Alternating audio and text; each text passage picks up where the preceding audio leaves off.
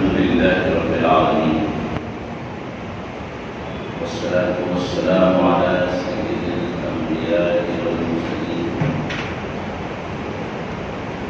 وعلى آله الطيبين الطاهرين وأصحابه الأكرمين أجمعين. أعوذ بالله من الشيطان الرجيم. بسم الله الرحمن الرحيم. وما آتاكم الرسول فخذوه وما نهاكم عنه فانتهوا. صدق الله مولانا العظيم وصدق رسوله النبي الأمين الكريم، ونحن على ذلك لمن الشاهدين والشاكرين. إن الله وملائكته يصلون على النبي يا أيها الذين آمنوا صلوا عليه وسلموا تسليما.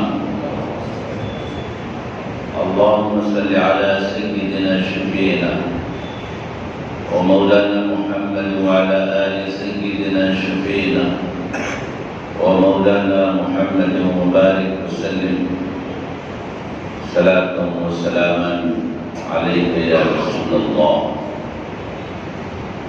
اللہ تبارک و تعالیٰ کا فضل و کرم ہے کہ اس نے ہمیں آقا انعامدار مدنی تاجدار دو عالم کے مالک و مختار گلشن ہستی کے اولین فصل بہار سید عالم نور مجسم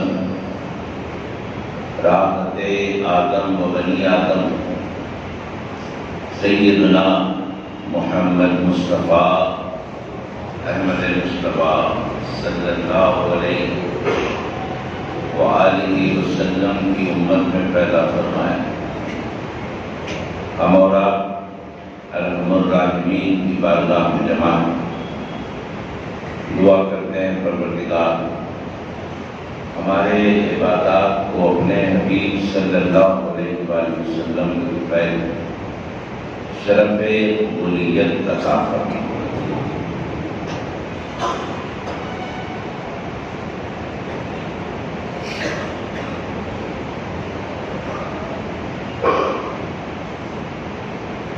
بیانات کا سلسلہ چل رہا ہے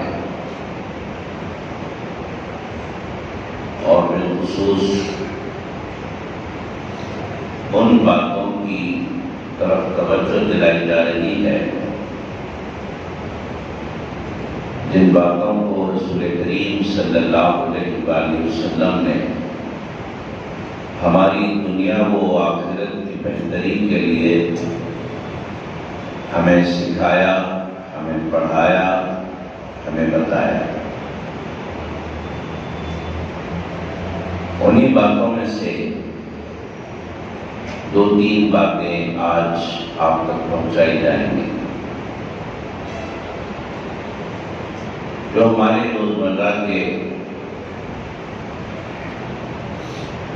استعمال میں آتی ہے، روزانہ ہمیں سابقہ پڑتا ہے. اسی قسم کی باتیں آج چند جمعوں سے چل رہی ہیں.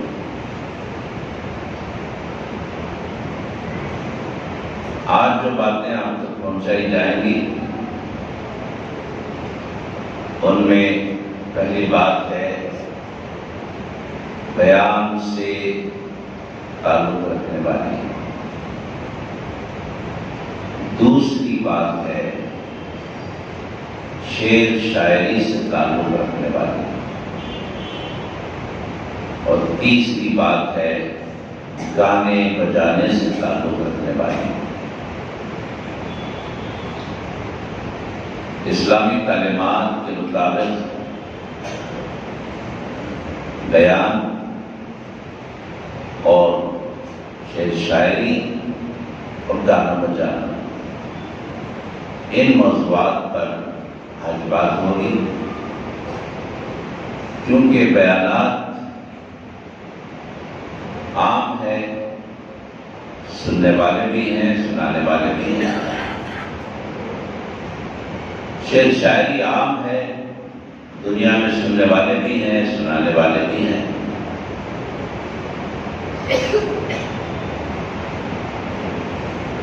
گانا بجانا عام ہے، سننے والے بھی ہیں، سنانے والے بھی ہیں دنیا میں۔ اب ہمیں دیکھنا یہ ہے کہ اسلام ہمیں کہاں تک اس کی اجازت دیتا ہے۔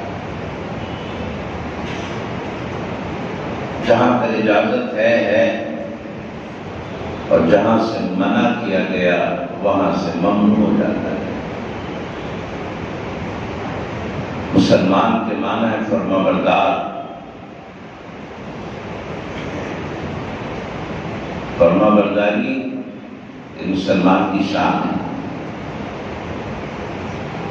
حکم کے مطابق عمل کرنا ایک مسلمان کی سچی مسلمانی ہے۔ اگر حکم کی مخالفت کی جاتی ہے تو وہ مخالفت دنیا میں بے عزت کرتی ہے اور آخرت میں رسوا کرتی ہے۔ بیان یعنی خطاب، تقریر، وعظ، جو بھی نام دیجیے، یہ عام ہے، ہوتا رہتا ہے دنیا میں۔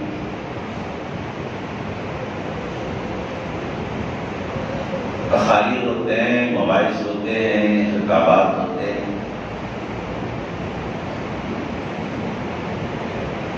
اب یہاں حدیث شریف میں آتا ہے بیان کے بارے میں۔ قیامت کا دن ہوگا، رسوائی ہوگی ان کے لیے جو بیان کرتے ہیں، جو تقریریں کرتے ہیں،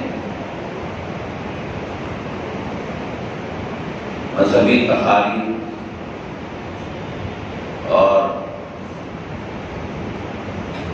سیاسی تقاریر، جو بھی تقریر ہوتی ہے، اس کی مذمت میں فرمایا گیا ہے۔ جب رسول پاک صلی اللہ علیہ وآلہ وسلم معراج کے لیے تشریف لے گئے، جبریل امین ساتھ تھے۔ کبھی بھی یہ مت سمجھیے کہ سرکار جبریل کے ساتھ تھے، یہ مت سمجھنا۔ سمجھنے میں فرق ہوتا ہے۔ ہرگز کبھی یہ نہیں سمجھنا کہ سرکار جبریل کے ساتھ تھے، بلکہ یہ سمجھنا کہ معراج شریف کے موقع پر جبریل سرکار کے ساتھ تھے۔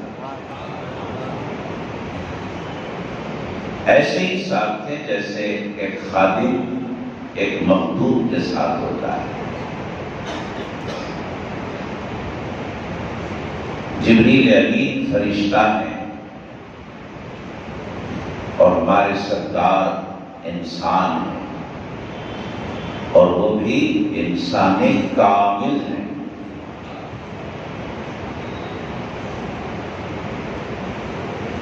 انسان کا جو مرتبہ ہے وہ فرشتوں سے بھی کہیں زیادہ بلند ہے۔ جب انسان کی اللہ نے تخلیق فرمائی، بنایا،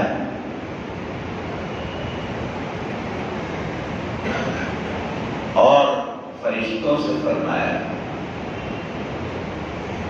قرآن اس وقت کو یاد دلا رہا، وَإِذْ قُلْنَا لِلْمَلَائِكَةِ اسْجُدُوا لِآدَمَ۔ یاد کرو اس وقت کو جب کہ ہم نے کہا تھا، اللہ فرما رہا ہے، یاد کرو اس وقت کو جب کہ ہم نے کہا تھا، اس سے للملائکہ فرشتوں سے کہا تھا، کیا کہا؟ اسجدوا لآدم، آدم کو سجدہ کرو۔ کیوں کرو؟ اس لیے کرو کہ سب جان جائیں ساری مخلوقات میں پاکیزہ مخلوق فرشتوں کی ہوتی ہے، اور اب میں نے وہ مخلوق پیدا کیا ہے جو فرشتوں سے بھی آگے،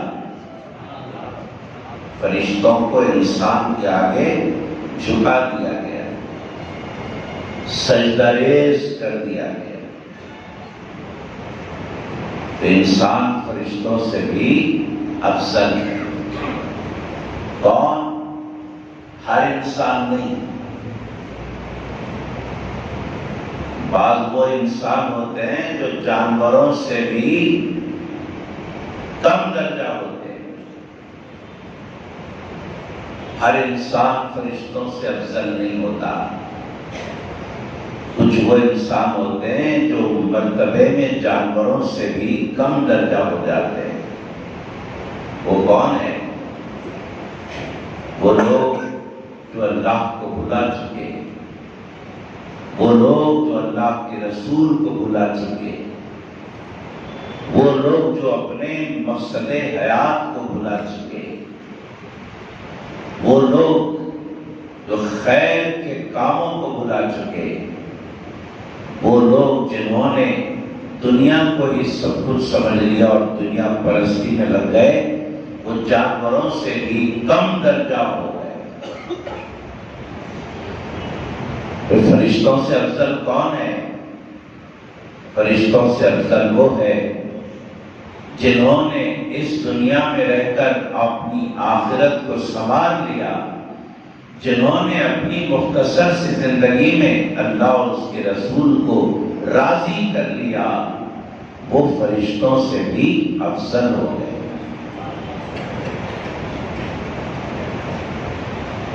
تو جبریل حضور کے ساتھ تھے، جگہ جگہ ہمارے سرکار فرماتے تھے جبریل سے، اے جبریل یہ کیا ہے؟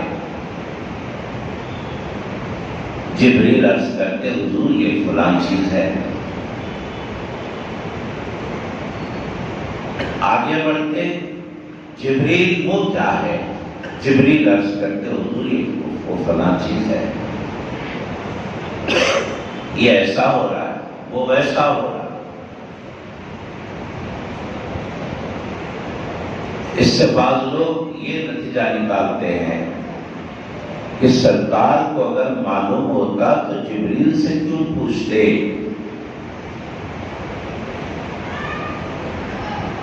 حضور کا پوچھنا بتا رہا ہے کہ حضور کو پتہ نہیں تھا، جبریل کو پتہ تھا، حضور پوچھتے جاتے، جبریل بتاتے جاتے۔ تو بعض لوگوں نے یہاں یہ سمجھا کہ حضور کو پتہ نہیں تھا، جبریل کو پتہ تھا، تو معلوم ہوا علم کے اعتبار سے جبریل حضور سے آگے ہیں، نعوذ باللہ۔ ایسا غلط مفہوم بعض لوگ لے لیتے ہیں۔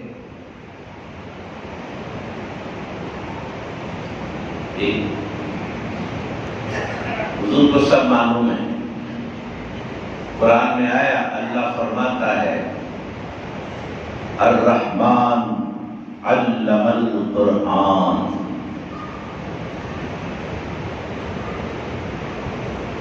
رحمان یعنی اللہ وہ ہے جس نے قرآن سکھایا، علم القرآن، جس نے قرآن سکھایا۔ کس کو سکھایا؟ اپنے محبوب کو سکھایا۔ تو اللہ کے سکھائے ہوئے ہیں اللہ کے رسول، اور کیا کیا سکھایا قرآن میں ذکر ہے۔ اللہ فرماتا ہے وَعَلَّمَكَ مَا لَمْ تَكُنْ تَعْلَمُ، اے حبیب ہم نے آپ کو وہ سب کچھ سکھا دیا جو آپ نہیں جانتے تھے ہم نے وہ سب کچھ آپ کو سکھا دیا. اور سیکھنے والے پیغمبر ایک مرتبہ منبر پر کھڑے ہو کر فرماتے ہیں کہ اے لوگو، اللہ نے مجھے ایسا علم دیا ہے کہ تم اگر اس زمانے کے بارے میں پوچھو جو زمانہ گزر چکا ہے وہ بھی میں بتاؤں گا، اور اس زمانے کے بارے میں پوچھو جو زمانہ آنے والا ہے وہ بھی میں بتاؤں گا. تو اللہ نے تو اپنے محبوب کو سب کچھ سکھا دیا ہے. پھر جبریل سے کیوں پوچھ رہے ہیں؟ پوچھنا اس لیے ہے کہ حضور جبریل سے پوچھتے جائیں اور جبریل بتاتے جائیں. بھائی حضور کو بھی معلوم ہے معراج میں کہاں کہاں کیا کیا ہے، اور جبریل کو بھی معلوم ہے. اب سرکار فرمایا جبریل یہ کیا ہے بولو، وہ کیا ہے بولو. جبریل کو بھی معلوم ہے، حضور کو بھی معلوم ہے. اب نہیں معلوم ہے تو کس کو نہیں معلوم؟ بعد میں آنے والوں کو نہیں معلوم، آپ کو ہم کو نہیں معلوم کہ معراج میں کہاں کہاں کیا کیا دیکھا گیا، ہمیں پتہ نہیں ہے. تو سرکار نے چاہا کہ جن کو پتہ نہیں ہے انہیں پتہ ہو جائے کہ یہاں چھپے ہوئے عالم میں کیا کیا چیزیں موجود ہیں. جبریل یہ کیا ہے بولو، جبریل وہ کیا ہے بولو. سرکار پوچھتے جاتے، جبریل بتاتے جاتے. اگر سرکار نہ پوچھتے، جبریل نہ بتاتے تو آج ہم کو پتہ نہیں چلتا. سرکار کا احسان ہے کہ انہوں نے جبریل سے پوچھ کر ہمیں ان تمام چیزوں سے واقف کروایا. ہم کو معلوم ہو گیا. تو معراج شریف کی انہی بہت ساری باتوں میں سے ایک بات جو معلوم ہوئی آج آپ کے سامنے رکھ رہا ہوں. کیا ہے؟ سرکار علیہ السلام نے دیکھا کہ کچھ لوگوں کے ہونٹ فرشتے آگ کی خینچیوں سے کاٹ رہے. ہونٹوں کو آگ کی خینچیوں سے کاٹ رہے. جبریل یہ کیا ہو رہا ہے؟ جبریل امین نے عرض کی سرکار یہ ان لوگوں کا حشر ہے جو لمبی لمبی تقریریں تو کرتے ہیں مگر خود عمل نہیں کرتے. یہ ان لوگوں کا حال ہے. بڑے بڑے وعظ اور نصیحت کی باتیں کرتے ہیں، تقریریں کرتے ہیں، بیانات کرتے ہیں مگر خود عمل نہیں کرتے. اللہ تعالیٰ ان کو یہ سزا دینے کی وعید بتا رہا ہے. ایسی ان کے لیے سزا ہوگی. تو بیان کرنے والے اگر بولیں اور بولنے کی حد تک رہ جائیں، خود عمل نہ کرے تو وہ حال ہے. تو بیان کی مذمت ہے.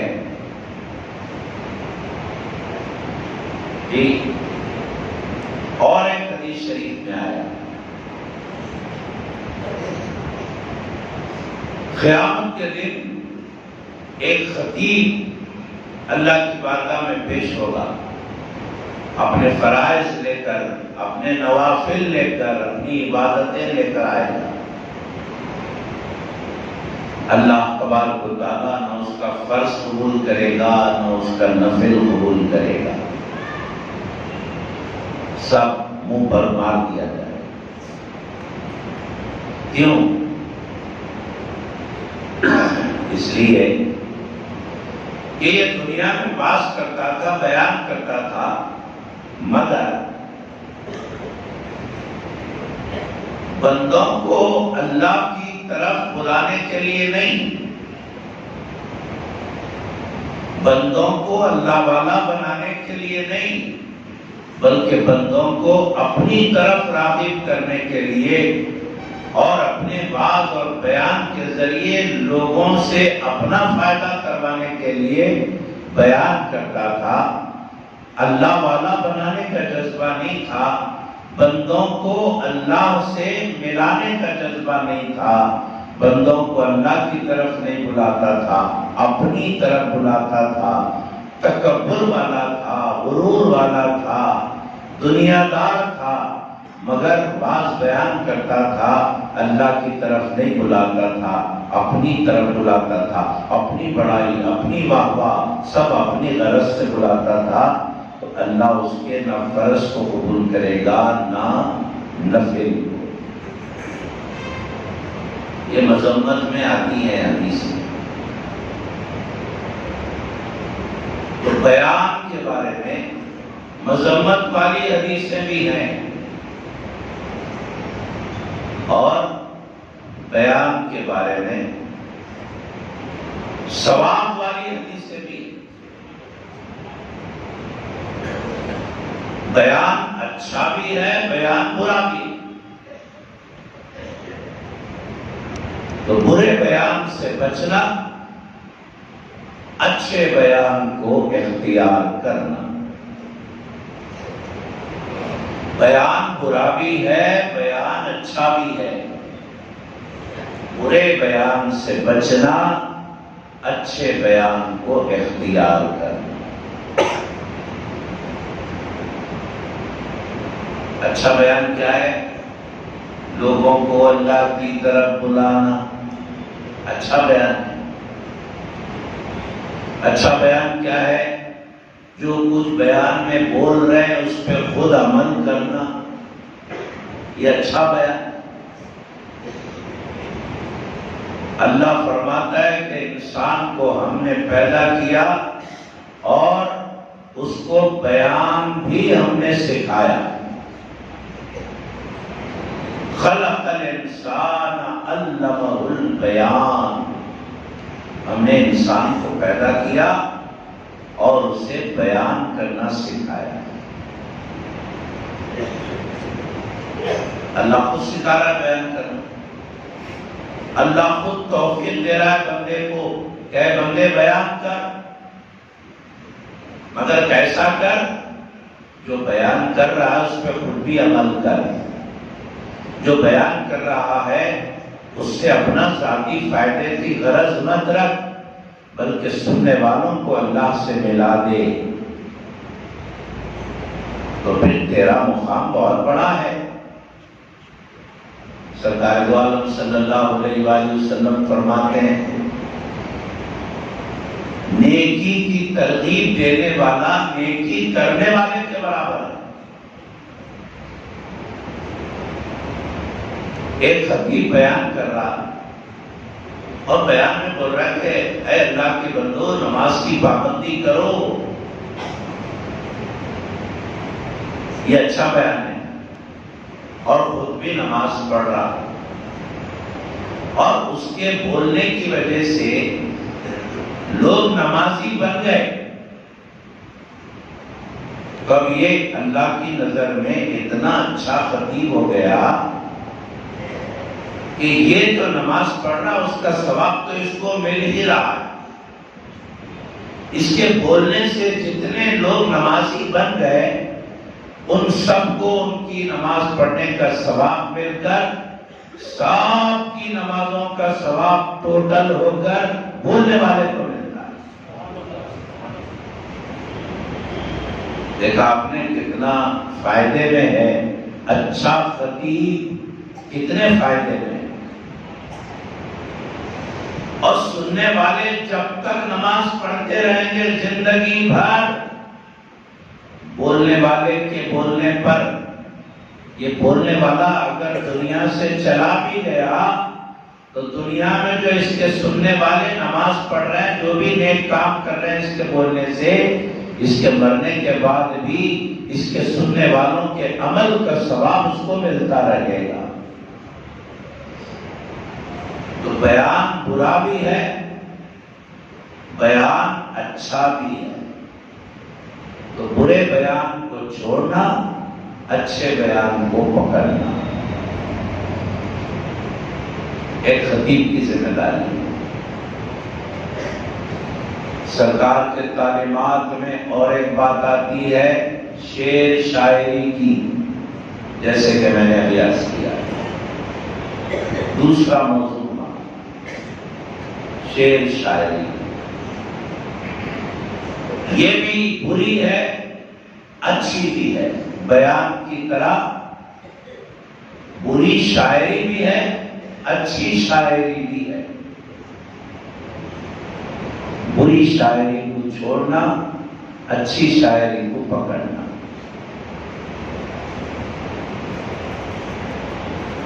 بری شاعری کیا ہے؟ جس شاعری میں بری باتیں کی جائیں وہ شاعری بری، جس شاعری میں ناجائز باتیں بیان کی جائیں وہ شاعری عذاب کا ذریعہ، اور جس شاعری میں جائز باتوں کا ذکر ہو وہ شاعری بھی جائز۔ چنانچہ جو شاعری بری ہے، ناجائز باتوں والی شاعری ہے، اس کے بارے میں سرکار فرماتے ہیں علیہ الصلوۃ والسلام،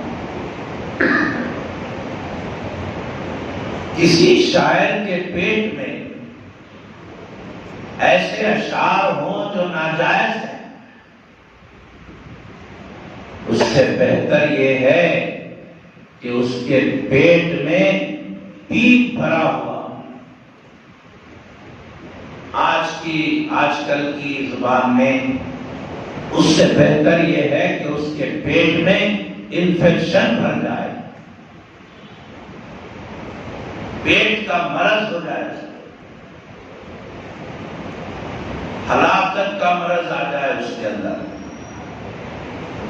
وہ بہتر ہے۔ کیوں؟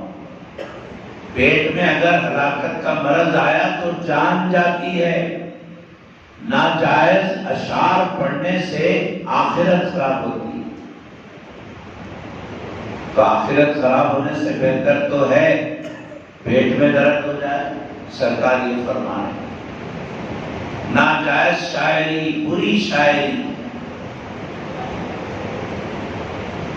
ایسی شاعری جس کو سن کر، جس کو پڑھ کر سننے والا، پڑھنے والا دین سے دور ہوتا ہے، ایسی شاعری بری۔ اور جو شاعری پڑھ کر سننے والا، پڑھنے والا دین کے قریب ہوتا ہے، ایسی شاعری اچھی، ایسی شاعری جائز۔ بری شاعری چھوڑنا، اچھی شاعری کو پکڑنا۔ ایک صحابی ہے حضرت کعب بن مالک رضی اللہ تعالیٰ، وہ عرض کرتے ہیں سرکار شاعری کے بارے میں آپ کچھ فرمائیے، یہ جائز ہے یا ناجائز ہے؟ سرکار نے فرمایا بری شاعری ناجائز ہے، اچھی شاعری جائز ہے۔ اور یہ فرمایا سرکار نے علیہ الصلوۃ والسلام، جو اشعار ہوتے ہیں، وہ اشعار جو سننے والے کو دین سے قریب کرتے ہیں، وہ اشعار مومنوں کو تو خوش کر دیتے ہیں، لیکن کافروں کے سینوں میں تیروں کی طرح چبھتے ہیں۔ یہ اشعار کا اثر ہے، مومن تو خوش ہو جاتا ہے، چلو دین کی بات ہو رہی، چلو اللہ کی تعریف ہو رہی، اشعار میں اللہ کے رسول کی تعریف ہو رہی، خوش ہوتا ہے۔ کافروں کو وہ اشعار ان کے دلوں میں، ان کے سینوں میں تیروں کی طرح پیوست ہوتے ہیں، چپ جاتے ہیں۔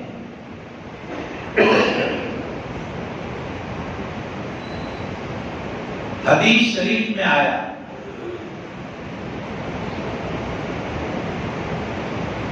کہ سرکار علیہ السلام نے اپنی سواری پر ایک صحابی کو پیچھے بٹھا لیا، سواری چل رہی، سواری چلتے چلتے سرکار نے وہ صحابی سے فرمایا، ارے کوئی شعر یاد ہو تو سناؤ۔ صحابی ایک شعر سنا دیے، رک گئے۔ سرکار نے فرمایا اور کوئی شعر یاد ہو تو سناؤ، اچھے شعر ہیں یہ، برے نہیں۔ اور ایک شعر سنا دیا۔ سرکار نے فرمایا اور جو یاد ہے سناتے جاؤ۔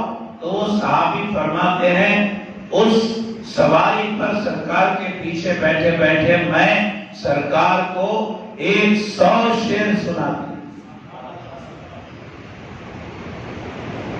تو سرکار سنے، منع نہیں کرے، کیوں؟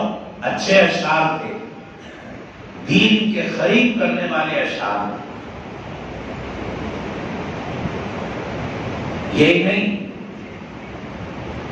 کافروں کی طرف سے مسلمانوں پر، سرکار پر، دین اسلام پر کافر اشعار پڑھتے تھے، اسلام کے خلاف، حضور کے خلاف، صحابہ کے خلاف۔ ادھر سے جواب بھی تو ہونا نا، ادھر سے جواب بھی تو ہونا، ادھر سے اشعار کی بھرمار ہو رہی، ادھر سے بھی اشعار کی بوچھاڑ ان پہ ہونا۔ تو سرکار کیا کیے؟ مسجد میں ممبر لگائے، محفل سجائے۔ کون؟ سرکار۔ مسجد میں ممبر لگائے، محفل سجائے، صحابہ جمع ہوئے، سرکار بھی بیٹھے ہوئے۔ حضرت حسان بن ثابت جو بڑے شاعر تھے، ان سے فرمایا حسان بیٹھو ممبر پہ، کافروں کا جواب اشعار میں دو۔ حضرت حسان بن ثابت بیٹھے، کافروں کا جواب دینے لگے۔ سرکار علیہ السلام ادھر حسان بن ثابت کو ممبر پر بٹھا کر حکم دے رہے ہیں کہ اشعار پڑھو تاکہ کافروں کا جواب ہو جائے، اور ادھر اللہ سے دعا کر رہے ہیں، اے اللہ میرا حسان اشعار پڑھنے کے لیے بیٹھا ہے، کافروں کا جواب دینے کے لیے بیٹھا ہے، اے اللہ جبریل امین کے ذریعے حسان کی مدد فرما۔ دعا کر رہے ہیں اللہ سے۔ دیکھا، شاعری بری بھی ہے، شاعری اچھی بھی ہے۔ بری شاعری چھوڑنا، اچھی شاعری پکڑنا۔ اب تیسری بات، گانا بجانا، یہ بھی برا ہے اور اچھا بھی ہے۔ احادیث کی روشنی میں برا بھی ہے، اچھا بھی ہے۔ برا کیا ہے؟ برائی کا بیان ہو تو برا ہے، اچھائی کا بیان ہو تو اچھا ہے۔ احادیث کی روشنی، برائی کا بیان ہو برا، اچھائی کا بیان ہو اچھا۔ ایک شخص تھا، نضر بن حارث، وہ گانے والیوں کو بلایا تھا اور مسلمانوں کو گمراہ کرنے کے لیے وہ گانے والیوں سے گانے لگاتا تھا، اسلام کے خلاف وہ گاتی تھی بجا بجا کے، سرکار کے خلاف وہ گایا کرتی تھی، دین کے خلاف وہ گایا کرتی تھی، دین اسلام کے خلاف اور اللہ کے خلاف۔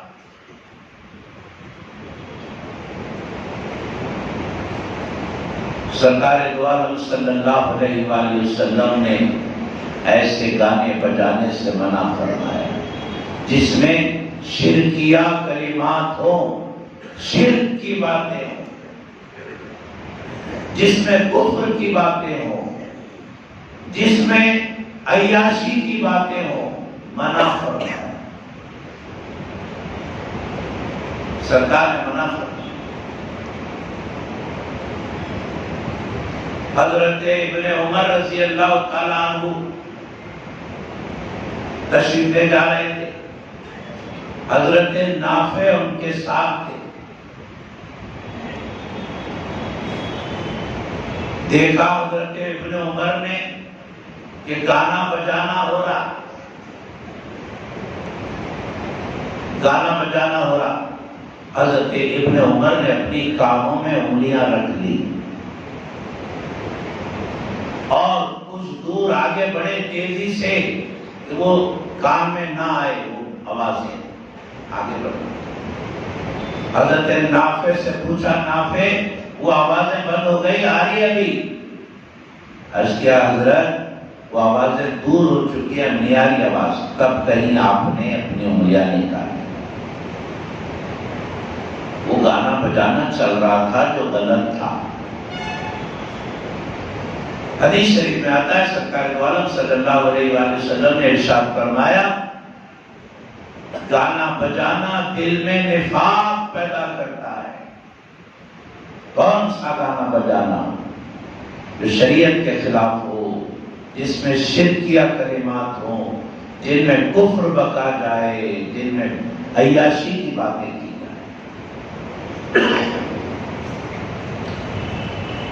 اور جائز کون سا گانا بجانا ہے؟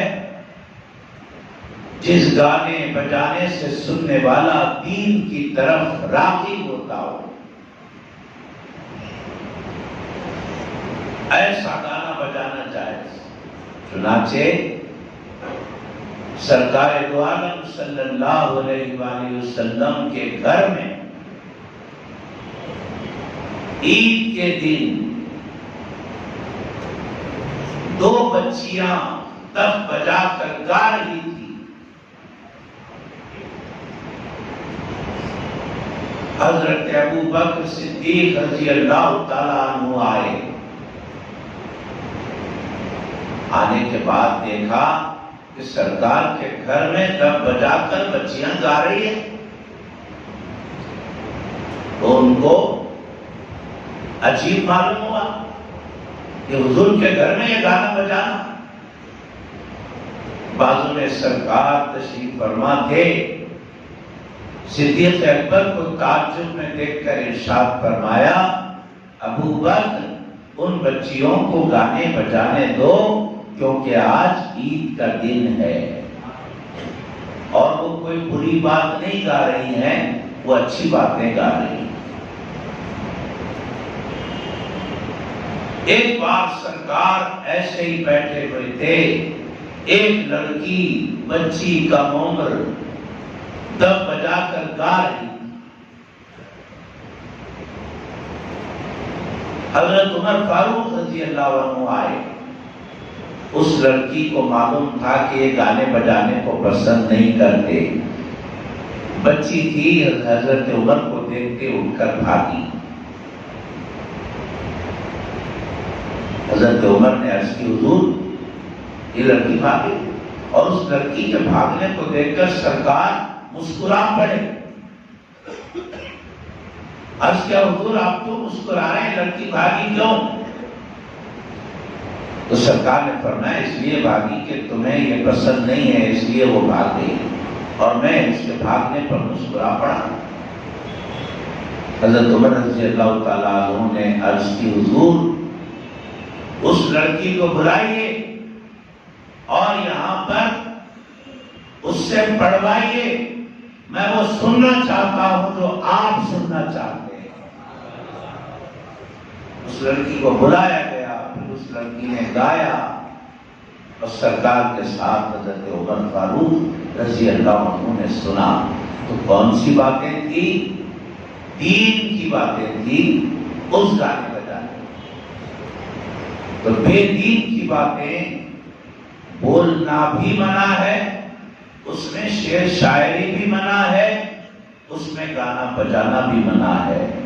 دین کی باتیں بیان کرنا بھی جائز ہے، شعر شاعری بھی جائز ہے، گانا بجانا بھی جائز ہے۔ حاضرین محترم، نیا سال شروع ہو رہا ہے اور نئے سال کی شروعات پہ ایسی گندی حرکتیں بہت ہوتی ہیں، تو ہم کو چاہیے کہ نئے سال کی شروعات میں گندی حرکتوں میں حصے دار نہ بنے۔ گندی حرکتوں سے، گندے گانے بجانے سے، گندی شعر شاعری سے، گندی محفلوں سے اپنے آپ کو بچائیے۔ یہ پیغام۔ آخری بات، یہ مہینہ جمادی الاولیٰ کا ہے۔ اس کی 29 تاریخ کو حضرت امام اہل سنت محمد انوار اللہ فاروقی رحمۃ اللہ علیہ، جنہوں نے جامع نظامیہ قائم کیا، ان کا عرس شریف ہوتا ہے۔ جامع نظامیہ میں ان کی مزار شریف ہے۔ اعلان آیا ہے حالات کی وجہ سے عرس شریف بڑے پیمانے پہ نہیں منایا جا رہا۔ جو حضرات حضرت انوار اللہ فاروقی رحمۃ اللہ علیہ کی یاد میں فاتحہ خوانی کرنا چاہتے ہیں، اپنے اپنے گھروں میں کر لیں، یا اخبار میں اعلان آیا ہے، وہاں جمع ہونے کی ضرورت نہیں۔ ان کے بارے میں بہت باتیں ہیں بیان کرنے کی، مگر میں صرف اتنا عرض کروں گا کہ ہم کو چاہیے کہ ہمارے بڑے حیدرآباد میں جو گزرے ہیں ان سے ہم واقف ہو جائیں۔ کون کون ہمارے بڑے بزرگ گزرے حیدرآباد میں، ان کو جانیں، ان کو پہچانیں، اور ان لوگوں نے ہمارے لیے کیا کیا اس کو پڑھیں، سمجھیں، عمل کریں۔ انہی بزرگوں میں سے ایک بزرگ امام انوار اللہ فاروقی رحمۃ اللہ علیہ، بڑی علمی شخصیت، بڑے بزرگ شخصیت، بڑی صوفی منش آدمی، اللہ والے۔ جب وہ اپنی ماں کے پیٹ میں تھے، ایک خواب دیکھے، جا کر ایک بزرگ سے پوچھے مجھے خواب پڑا ہے، تو انہوں نے خواب کی تعبیر دی کہ خاتون تجھے بیٹا پیدا ہوگا جو حافظ قرآن ہوگا اور محافظ علوم فرقان ہوگا۔ مدینہ شریف گئے، یہ سمجھ کر گئے کہ یہیں رہ جاؤں گا، زندگی یہیں گزار دوں گا۔ خواب میں سرکار دو عالم علیہ السلام آتے ہیں، فرماتے ہیں انوار اللہ ہندوستان جاؤ، دکن میں جاؤ اور علم کا چراغ روشن کرو، مطلب مدرسہ قائم کرو، جامعہ قائم کرو۔ عرض کیا سرکار میں تو مدینہ آیا تھا اس غرض سے کہ یہیں ختم ہو جاؤں گا، لیکن آپ مجھے مدینے سے دور کر رہے ہیں۔ سرکار نے خواب میں فرمایا ہاں ہاں مدینے سے تو دور ہو رہے ہو، مگر یاد رکھو ہر وقت مدینے والا تمہارے قریب رہے گا۔ آئے اور جامع نظامیہ قائم کیا، آج دیکھیے پوری دنیا میں اس کا فیض عام ہے. ہمیں چاہیے اپنے بزرگوں سے مغفرت حاصل کریں. اللہ سے دعا ہے جو کچھ کہا گیا سنا گیا اس پر عمل کی توفیق عطا فرما. اے اللہ کچھ بیماروں کے نام ہیں فریدہ، حمیدہ، شکیلہ، ساجدہ، زاہدہ، سرور، نسرین، ولی، محمد، رفت بیگم، صابرہ بیگم. اللہ ان سب کو شفا کاملہ عطا فرمائے. باقی دعوانا الحمدللہ رب العالمین. حالات کے پیش نظر آپ لوگ آئندہ جمعہ سے ماسک لگا کر آئیے.